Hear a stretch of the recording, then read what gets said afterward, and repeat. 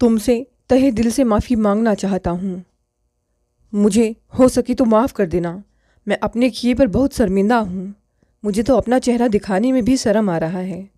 अब तुम ही बताओ, आखिर मुझे यह दिन देखना पड़ेगा, यह मैंने कभी सोचा भी क्या? मुझे पता है मैंने बहुत कुछ गलत किया है। मैंने कभी तुम्हें वो मान सम्मान, इज्जत नहीं दिया जिसके तुम हकदार थे। आज जब मुझे अपनों से धोखा मिला तो तुम्हारा ही साथ मिला। विजय आंसू बहाकर गिड़गिड़ा रहा था अपने भाई अजय के समक्ष, लेकिन अजय बिना कोई प्रतिक्रिया दिए शांत बैठा सब सुन रहा था। अब विजय अपने भतीजे राहुल के समक्ष हाथ फैलाकर माफ़ी मांगने लगा।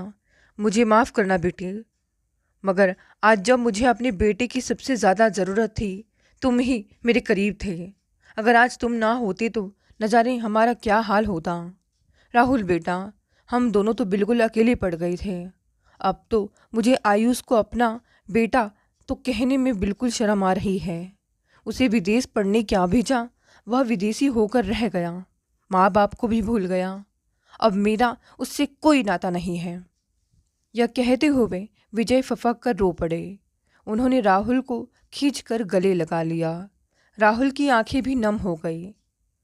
वह अतीत की यादों में खो गया। राहुल के पिता अजय की छोटी सी दुकान थी। परिवार की आर्थिक स्थिति विकट होने से राहुल ज़्यादा पढ़ नहीं पाया था और अपने पिता के साथ दुकान में उनका हाथ बटाने लगा। एक ही शहर में दोनों भाइयों का परिवार रहता था, मगर रिश्तों में मधुरता नहीं थी। विजय और छोटे भाई अजय के बीच अमीरी गरीबी की दीवार दिन ब दिन ऊंची होती जा रही थी। दोनों भाइयों के बीच एक बार पैसों के लेन देन को लेकर अनबन हो गई थी, जिसके कारण उनके बीच कई सालों से बोलचाल बंद थे। होली दिवाली जैसे त्योहारों पर महज औपचारिकता निभाते हुए उनके बीच मुलाकात होती। राहुल के ताऊजी विजय मैनेजर थे, जो अपने इकलौते बेटे आयुष की पढ़ाई के लिए पानी की तरह पैसा बहा रहे थे। आयुष शहर की सबसे महंगे और मशहूर पब्लिक स्कूल में पढ़ता था। जब कभी राहुल उनसे बैंक में या घर पर मिलने जाता था, तब वे उसका मजाक उड़ाते हुए कहते थे, अरे राहुल, एक बार कॉलेज का तो मुंह देख लेता। अभी बड़ा हुआ नहीं कि दुकानदारी करने बैठ गया। कॉलेज लाइफ कब एंजॉय करेगा? तेरा बाप क्या पैसा साथ लेकर जाएगा? नहीं ताऊ जी, ऐसी बात नहीं है। मेरी भी आगे पढ़ने की इच्छा है और पापा भी मुझे पढ़ाना चाहते हैं, पर मैं अपने घर की आर्थिक स्थिति से अच्छी तरह से अवगत हूँ। मैंने ही उन्हें मना कर दिया कि मुझे आगे नहीं पढ़ना है। प्रिया और कंचन को पहले पढ़ाना लिखाना है, ताकि वे पढ़ लिख कर अपने पैरों पर खड़ी हो जाएं, जिससे उनके विवाह में अड़चन ना आए। एक बार उनके हाथ पीले हो जाए तो मम्मी पापा की चिंता मिट जाएगी। वे दोनों आए दिन प्रिया और कंचन की चिंता करते हैं। आजकल के लड़के पढ़ी लिखी और नौकरी करने वाली लड़कियां ही ज़्यादा पसंद करते हैं। ताऊ जी, आपको तो पता ही है, हमारी शॉप से ज़्यादा आमदनी नहीं होती। हमारे सामने 50 दुकानें हैं। कंपटीशन बहुत बढ़ गया है। फिर आजकल ऑनलाइन का भी ज़माना है। मेरा क्या है, मैं प्रिया और कंचन की विदाई के बाद भी प्राइवेट कॉलेज कर लूँगा, पर अभी परिवार की जिम्मेदारी निभाना ज़रूरी है। राहुल ने अपनी मजबूरी बताते हुए कहा तो विजय को बड़ा ताज्जुब हुआ कि राहुल खेलने कूदने की उम्र में इतनी समझदारी व जिम्मेदारी की बातें करने लग गया है। और एक उनका बेटा आयुष, जो राहुल की ही उम्र का है, मगर उस पर अभी भी बचपना और अल्हड़पन सवार था। वह घूमने फिरने और मौज मस्ती में ही मशगूल है। विजय के पास रुपए पैसों की कमी ना थी। उनके दोस्तों के बेटे विदेशों में पढ़ रहे थे, सो विजय ने भी आयुष को विदेश भेजने के सपने संजो रखे थे। वक्त बीत रहा था। आयुष इंजीनियरिंग करने विदेश चला गया। इसी बीच विजय रिटायर्ड हो गए। पत्नी सुरेखा के साथ आराम की जिंदगी बसर कर रहे थे। आयुष के लिए विवाह के ढेरों प्रस्ताव आने शुरू हो गए थे। अपना इकलौता बेटा विदेश में है, ये सोच कर ही विजय मन ही मन फूले ना समाती थे। अब तो वे जमीन से 2 कदम ऊपर ही चलने लगे थे। जब भी कोई रिश्तेदार या दोस्त मिलता तो वे आयुष की तारीफ के कसीदे पढ़ने लग जाते। कुछ दिन तक तो परिवार के सदस्य और यार दोस्त उनका यह रिकॉर्ड सुनते रहे, मगर धीरे धीरे उन्हें जब बोरियत होने लगी तो वे उनसे कन्नी काटने लगे। वक्त अपनी रफ्तार से चल रहा था। आयुष को विदेश जाकर 3 साल का वक्त हो गया था। एक दिन आयुष ने बताया कि उसने डिग्री हासिल कर ली है और वह अब अमेरिका जा रहा है, जहां उसे एक मल्टीनेशनल कंपनी में मोटे पैकेज की नौकरी भी मिल गई है। विजय के लिए यह बेशक बहुत ही बड़ी खुशी की बात थी। विजय और सुरेखा अभी खुशी की इस नशे में चूर थे कि एक दिन आयुष ने बताया कि उसने अपने ही कंपनी में नौकरी करने वाली एक लड़की से शादी कर ली है। आयुष के विवाह को लेकर सपनों के खूबसूरत संसार में खोए हुए विजय और सुरेखा बहुत ही जल्दी यथार्थ की धरातल पर धाराशायी हो गए। अब तो दोनों अपने घर में ही कैद होकर रह गए थे। लड़की वालों के फ़ोन आने पर अभी नहीं कहकर टालते रहे। विजय और सुरेखा ने आयुष के विवाह की बात छिपाने की बहुत कोशिश की, मगर जिस तरह प्यार और खांसी छिपाए नहीं छिपती, उसी तरह आयुष के विदेशी लड़की से विवाह करने की बात उनके करीबी रिश्तेदारों के बीच बहुत ही जल्दी फैल गई। परिणाम स्वरूप रिश्तेदारों एवं करीबी लोगों ने उनसे किनारा करना शुरू कर दिया। उधर आयुष दिन ब दिन अपने काम में इतना मसरूफ़ हो गया था कि वह महीनों तक अपने माता पिता को फ़ोन नहीं कर पाता था। यहाँ से विजय और सुरेखा फ़ोन करते तो वह कभी काम में व्यस्त बताकर या मीटिंग में है कहकर फ़ोन काट देता था। अब तो विजय और सुरेखा बिल्कुल अकेले पड़ गए थे। छोटी मोटी बीमारी होने पर उन्हें पड़ोसियों का सहारा लेना पड़ता था, मगर हर बार यह मुमकिन नहीं था कि जब उन्हें ज़रूरत पड़े तब पड़ोसी उनकी सेवा में हाजिर हो जाएं। इसी बीच देश में कोरोना महामारी ने कहर ढाना शुरू कर दिया। लॉकडाउन के कारण काम वाली बाई ने आना बंद कर दिया और घरेलू नौकर अपने गांव चला गया। लोग अपने अपने घरों में कैद हो गए। सुरेखा को दमे की शिकायत थी तो विजय मधुमेह से ग्रसित थे। चिंता और तनाव ने दोनों को और अधिक बीमार बना दिया था। आयुष इस संकट की घड़ी में व्हाट्सएप पर टेक केयर, बाहर बिल्कुल मत जाना और जाना पड़ जाए तो मास्क पहन कर जाना, सैनिटाइज़र का उपयोग करते रहना, बार बार साबुन से हाथ धोते रहना, सोशल दूरी बनाए रखना जैसे महज औपचारिक संदेश नियमित रूप से भेजकर अपने कर्तव्य की इतरिशी समझ लेता था। एक दिन रात में विजय को तेज बुखार आया। उन्हें लगा मौसम बदलने से आया होगा। घर में ही दवा ली, मगर बुखार ना उतरा। 2 दिन बाद उन्हें सांस लेने में तकलीफ होने लगी और मुंह का स्वाद चला गया। तब सुरेखा को पता चला कि ये तो कोरोना के लक्षण हैं। रात में करीब 1 बजे उन्होंने राहुल को फ़ोन किया और सारी बात बताई। राहुल और उसके पिता ने तुरंत भाग दौड़ शुरू कर दी। राहुल ने एक सामाजिक संस्था के यहाँ से एम्बुलेंस मंगवाई और अपने पिता के साथ विजय के घर के लिए रवाना हो गया। बीच रास्ते में राहुल अस्पतालों में बेड की उपलब्धता के लिए लगातार फ़ोन कर रहा था। 2 दिन अस्पताल से नकारात्मक उत्तर मिला, मगर एक अस्पताल में एक बेड मिल गया। राहुल ने विजय को फ़ोन करके अस्पताल जाने के लिए तैयार रहने के लिए कहा। रात करीब 2 बजे विजय को एक अस्पताल की कोरोना वार्ड में एडमिट करा दिया और ट्रीटमेंट चालू हो गया। सुरेखा की आंखों में छिपा हुआ नीर आंसुओं का रूप धारण कर उसके गालों को भिगोने लगा, जिसे देख राहुल ने कहा, ताई जी प्लीज़ आंसू ना बहाओ, अब चिंता की बात नहीं है।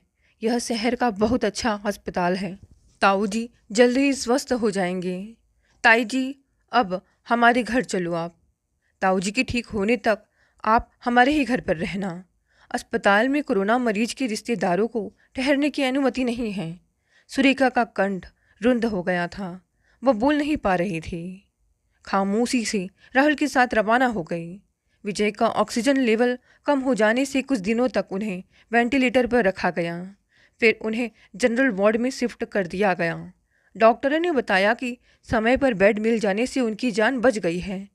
कुछ ही दिनों के बाद उन्हें अस्पताल से छुट्टी मिल गई।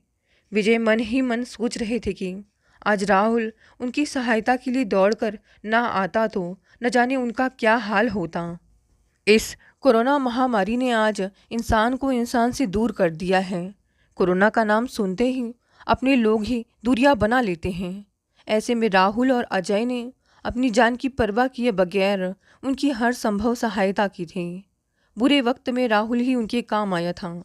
उनके अपने बेटे आयुष ने तो उनसे अब महज औपचारिक रिश्ता बना कर रखा था।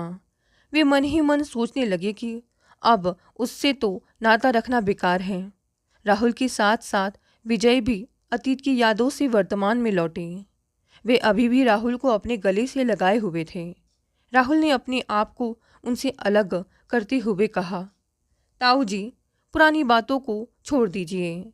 मैं तो आपके बेटे के समान हूँ। क्या पिता अपने बेटे को डांटता फटकारता नहीं है?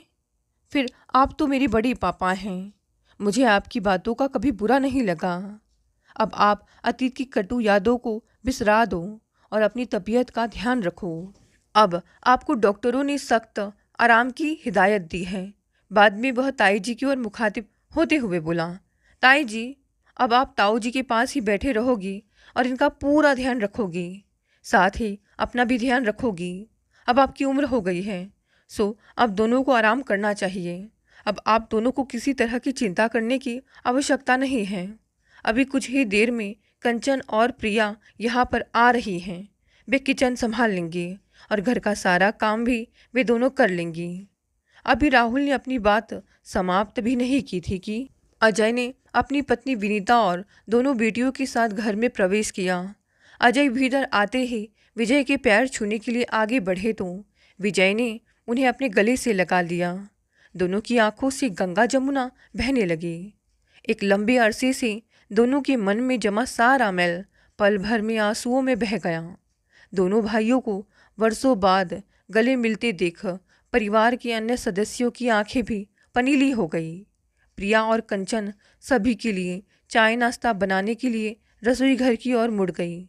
बैठक में कुछ देर तक निस्तब्धता छाई रही, जिसे राहुल ने भंग करते हुए कहा, ताऊ जी, एक बात कहूँ? कोरोना महामारी ने लोगों के बीच दूरियां जरूर बढ़ाई है, पर हमारे लिए कोरोना लकी साबित हुआ है, क्योंकि इसने दो परिवारों की दूरियां मिटाई हैं।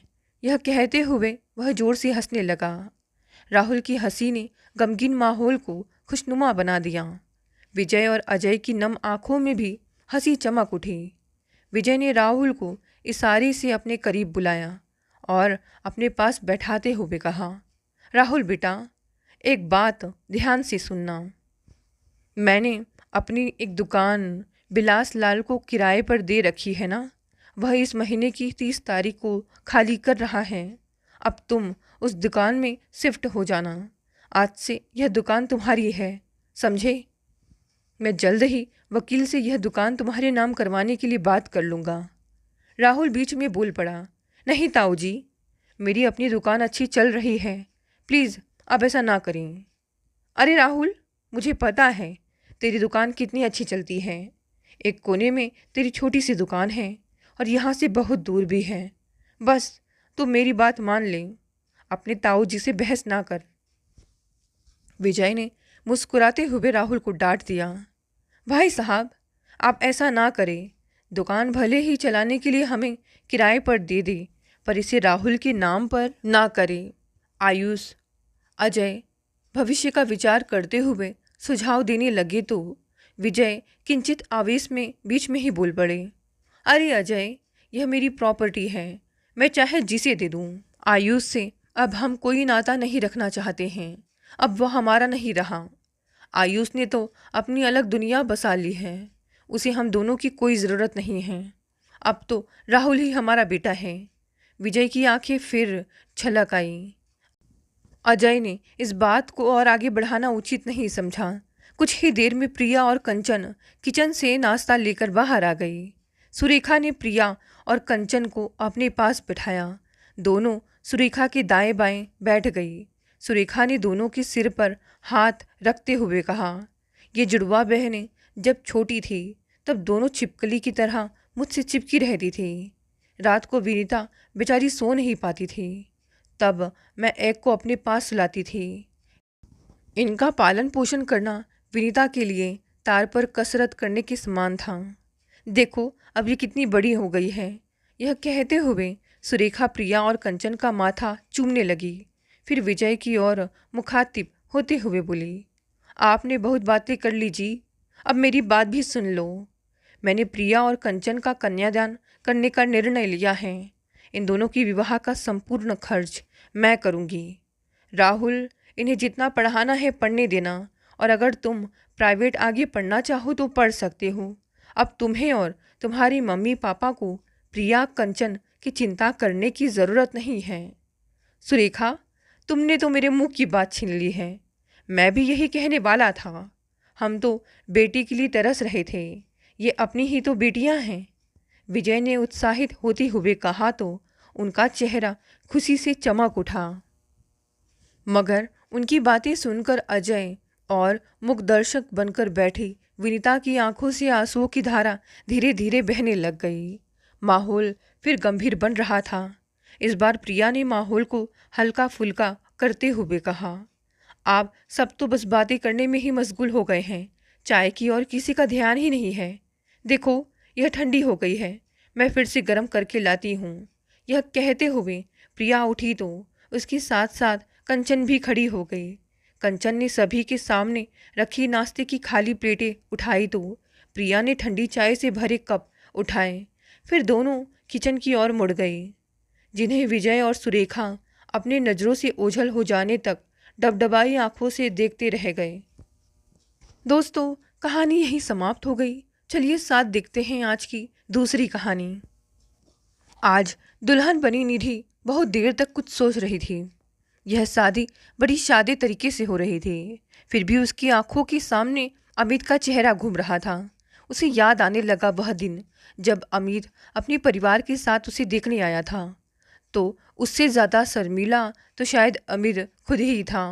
मुंह नीचा किए वह चुपचाप बैठा था, और जैसे ही माँ निधि को लेकर कमरे में पहुंची तो वह बस उसे देखते ही रह गया। निधि स्वभाव की बहुत चंचल थी। अमित को निधि की चंचलता बहुत भा गई और वह उसके मनमोहक रूप से आकर्षित हुए बिना नहीं रह सका। वह निधि को भी अमित की सादगी पसंद आई थी। निधि अमित से अपनी पहली भेंट को जब भी याद करती बहुत देर तक हंसती थी। आज फिर निधि लाल जोड़े में लिपटी बैठी थी। पहले जैसी चहल पहल आज नहीं थी। 11 साल पहले जो उत्सुकता निधि की आंखों में विवाह को लेकर थी, वह आज आंसू बनकर बह रही थी, और कई सवाल उसके कोमल हृदय पर आघात कर रहे थे, पर जवाब तलाशने से भी उसे नहीं मिल रहे थे। एक समझदार पति के साथ साथ उसका सबसे प्यारा दोस्त अमित याद आ रहा था। तो याद आ रही थी उसे अपनी ससुराल, जहाँ पति का बेइंतहा प्यार मिला और देवर सास ससुर की स्नेहपूर्ण व्यवहार ने उसके जीवन में इंद्रधनुषी रंग भर दिए।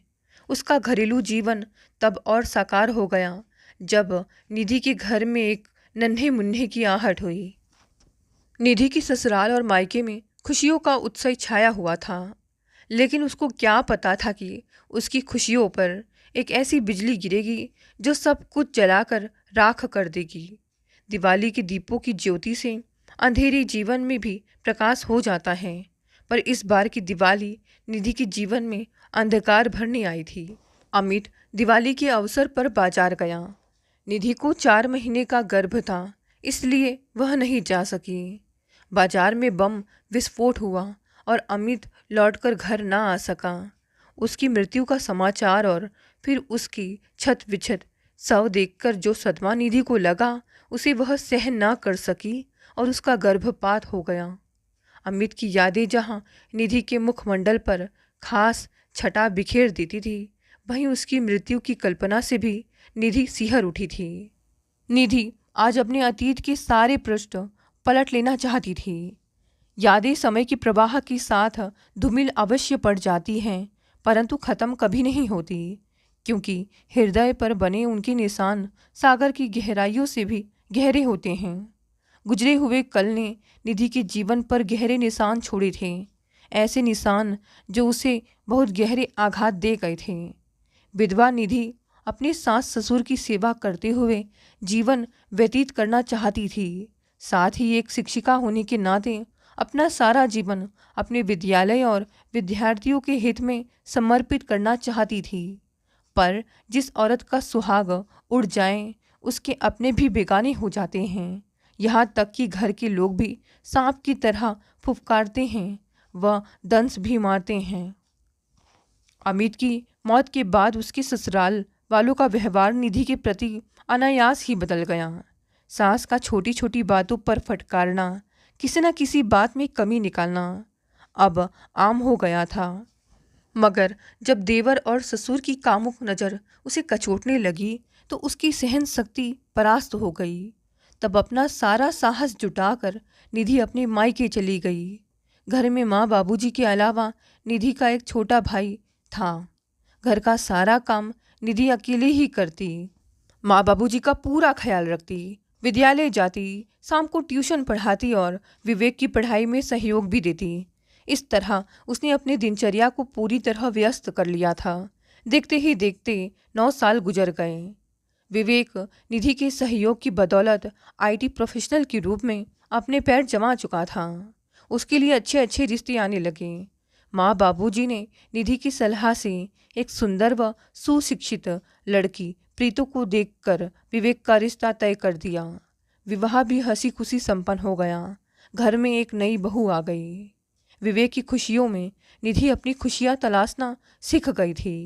तभी मुंह दिखाई के समय प्रीतो को अपना हीरो जड़ित हार देते वक्त उसने कहा था, प्रीतो, तुम्हें इससे भी ज़्यादा सुंदर तोहफा तब दूंगी जब तुम हमें एक प्यारा सा विवेक जैसा भतीजा दोगी। घर की सारी छोटे बड़े फैसले निधि की सलाह से लिए जाते थे और विवेक भी अपनी दीदी के पूरे प्रभाव में था। इसीलिए प्रीतो के मन में निधि के प्रति द्वेष घर कर गया। अब वह निधि को नीचा दिखाने का कोई ना कोई मौका ढूंढती रहती थी। हालांकि निधि उसे अपनी छोटी बहन की तरह समझती थी और उसकी गलतियों को भी क्षमा कर देती थी। प्रीतो माँ बनने वाली थी और कमजोरी के कारण डॉक्टर ने उसे पूरी तरह आराम करने की सलाह दी थी। इसीलिए बाकी कार्यों के साथ साथ निधि फिर से घर का सारा काम संभालने लगी। प्रीतो की हर ज़रूरत का भी वह पूरा पूरा ख्याल रखती। उस दिन विद्यालय से लौटने के बाद निधि फ्रेश होकर दोपहर के खाने में जुट गई। विवेक भी घर पर ही था। सब मेज पर खाना खाने के लिए बैठे ही थे कि प्रीतो झल्ला उठी। खाने की थाली में से एक बाल निकल आने के कारण प्रीतो गुस्से से लाल पीली होते हुए बोली, दीदी, अगर आपको कोई परेशानी है तो यूं ही कह दीजिए। वैसे भी हमारी हैसियत तो है ही कि हम एक नौकरानी रख लें। आवेश में निधि से यह कटु वचन बोलकर प्रीतो विवेक की सहानुभूति बटोरने के लिए अभिनय करती हुई धम से कुर्सी पर बैठ गई। विवेक ने प्रीतो को संभालते हुए तैस में आकर कहा, दीदी, जरा ध्यान से खाना बनाया कीजिए। प्रीतो को डॉक्टर ने जरा सा भी स्ट्रेस लेने से मना किया है। आपकी ऐसी हरकत की वजह से अगर हमारे बच्चे को कुछ हो गया तो। विवेक के ऐसे व्यवहार से प्रीतो को बल मिला और फिर उसने निधि पर अपने बच्चे को गिराने का आरोप जड़ते हुए कहा, आप तो जब से मैं इस घर में आई हूँ कुछ ना कुछ मेरे खिलाफ करती ही रहती हैं और आज जब मैं माँ बनने वाली हूँ तो जादू टोना करके हमारी होने वाली संतान को मारना चाहती है। अरे, शैतान भी एक बार खाए हुए नमक की लाज रख लेता होगा। और आप जिस घर में बरसों से रह रही हैं उसी घर की दीवारों की नींव को खोद देना चाहती हैं। निधि ने जब खुद पर लगे आरोपों का विरोध करना चाहा तो विवेक ने उसे तमाचा जड़ दिया था। यह चोट सबसे गहरी थी और सबसे ज़्यादा दुखदाई था माँ बाबूजी का मुख दर्शक बने रहना। उस दिन एक विधवा की वेदना को निधि पूरी तरह समझ गई थी। निधि ने आवेश में आकर अकेले ही कहीं और मकान लेकर रहने का फैसला किया। पर दिल्ली जैसे शहर में एक महिला का अकेले रहना कहाँ तक सुरक्षित है, यह सोचकर माँ बाबूजी ने उसे रोक लिया। प्रीतो अपनी ननद निधि को परिवार वालों की नज़रों में गिराना ही नहीं बल्कि उसे घर से निकलवाना भी चाहती थी। पर अपनी आशाओं पर पानी फिरता देख अवसर पाकर उसने माँ बाबूजी के मन में निधि के दूसरे विवाह का विचार डाल दिया। माँ बाबूजी निधि के लिए किसी उचित वर की तलाश में थे, तो प्रीतों ने एक लड़के का नाम भी उन्हें सुझाया। उसकी बातों में आकर घर वालों ने विद्वान निधि का रिश्ता तय कर दिया। निधि यह तो जान ही चुकी थी कि एक औरत का अस्तित्व उसके पति की मृत्यु के साथ ही समाप्त हो जाता है, और एक शादी समारोह में निधि की दूसरी शादी संपन्न हो गई। निधि अपने अतीत में खोई हुई थी कि तभी माँ ने उसे झकझोरा और कहा, निधि बेटा, तुम्हारी विदाई का समय हो गया है। आज निधि विनीत की दूसरी पत्नी बनकर उसके घर जा रही थी। उसकी आंखों में आंसुओं का सागर उमड़ रहा था, किंतु इन आंसुओं का औचित्य समझ पाना उसके बस की बात नहीं थी। यह आंसू अपने उस घर से विदाई के थे जहाँ से वह 11 साल पहले ही विदा की जा चुकी थी, या एक विधवा की बदकिस्मती के निधि स्वयं नहीं जानती थी। निधि अब तक विनीत से नहीं मिली थी। उसे केवल इतना बताया गया था कि विनीत पेशे से एक सर्जन है। उसकी पहली पत्नी की मृत्यु कुछ समय पहले हुई थी और विनीत के 2 बच्चे हैं।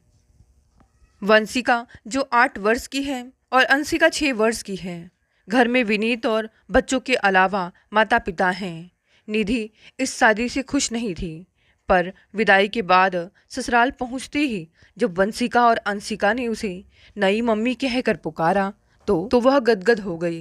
मातृत्व क्या होता है उसे यह खुश नसीब नहीं हुई थी, मगर वंशिका और अंशिका के छोटे से उच्चारण ने उसके भीतर दबी हुई ममता को जागृत कर दिया।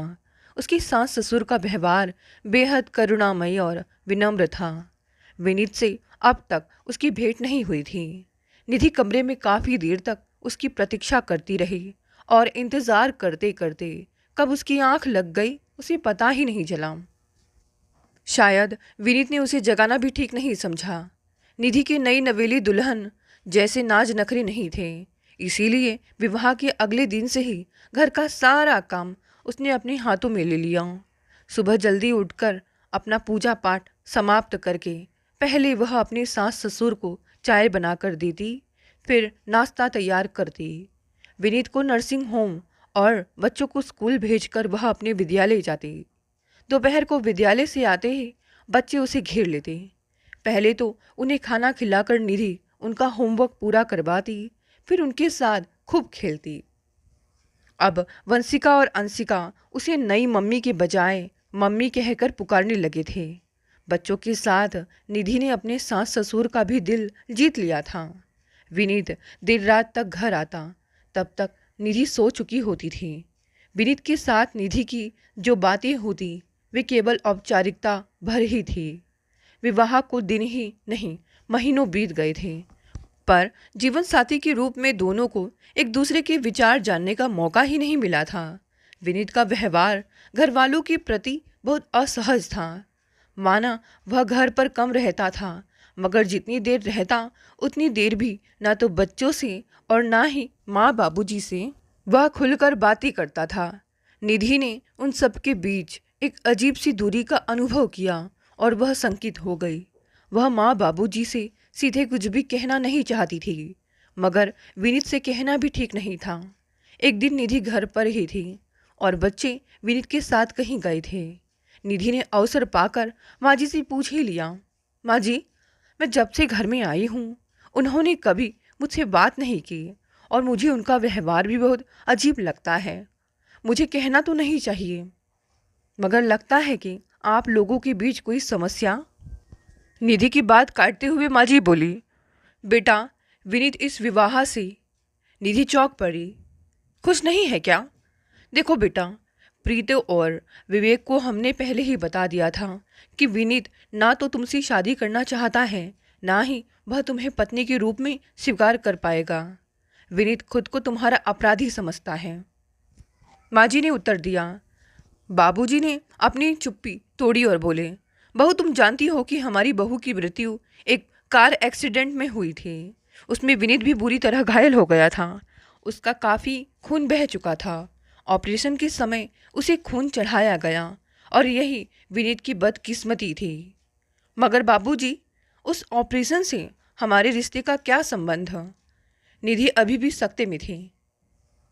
विनीत के ऑपरेशन से कुछ समय बाद उसे पता चला कि जो खून उसे चढ़ाया गया था वह HIV पॉजिटिव था।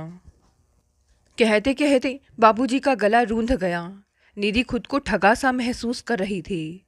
वह प्रीतो को दोष नहीं दे सकती थी, मगर जो विश्वासघात भाई होकर विवेक ने उसके साथ किया, उससे वह सोचने को विवश हो गई थी कि क्या विधवा पुनर्विवाह का औचित्य यही है कि उसका प्रयोग केवल अपने स्वार्थ को पूरा करने के लिए किया जाता है। आज वह एक सधवा होकर भी खुद को विधवा ही महसूस कर रही है। बाबूजी ने निधि के सिर पर प्यार से हाथ फेरते हुए कहना शुरू किया, हम बूढ़े हो चुके हैं।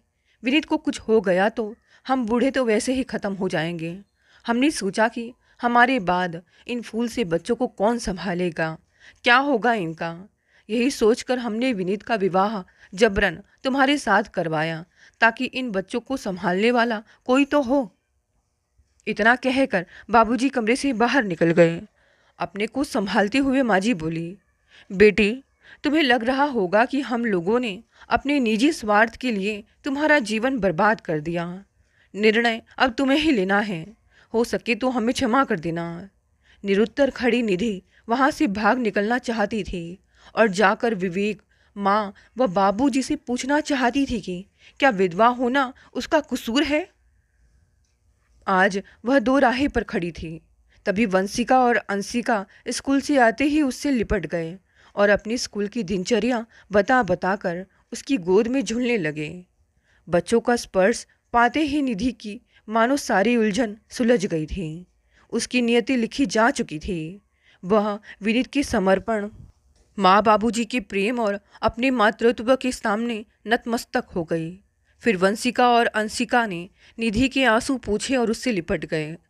आज सब कुछ खोकर भी निधि ने मातृत्व का अमृत पा लिया था। उसे अपना आज और आने वाला कल साफ नजर आने लगा था। दोस्तों, ये कहानी यहीं समाप्त हो गई। कहानी पसंद आई तो इसे लाइक, शेयर, कमेंट करें। नहीं है तो चैनल को भी सब्सक्राइब कर लें। धन्यवाद दोस्तों, मिलते हैं अगली नई कहानी से।